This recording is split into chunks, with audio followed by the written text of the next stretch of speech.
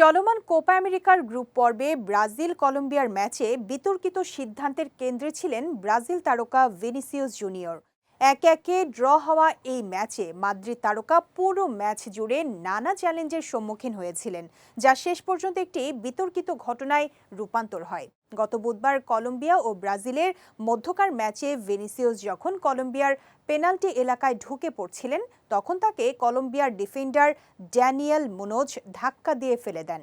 এ সময় Brazilian winger একটি স্পষ্ট ফাউলের জন্য পেনাল্টি কিক প্রত্যাশা করেছিলেন, তবে রেফারি জেসুস ভ্যালেনজুয়েলা তাকে খেলা চালিয়ে যেতে বলেন এবং ভিএআর পর্যালোচনার পরেও সিদ্ধান্ত পরিবর্তিত করেন না।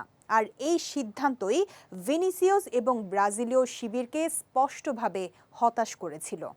তবে ম্যাচের পরে কনমেবল এ ঘটনাটি পর্যালোচনা করে এবং স্বীকার করে যে এটি ভুল হয়েছে।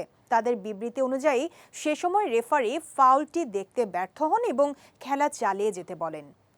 সে ম্যাচে ব্রাজিল 1-0-তে এগিয়ে ছিল এবং পেনাল্টি দেয়া হলে ম্যাচের ফলাফল পরিবর্তনও হতে পারত, কিন্তু পরিবর্তন না হওয়ায় কলম্বিয়া ম্যাচে সমতা ফেরাতে সক্ষম হয় এবং ম্যাচটি ড্র হয়।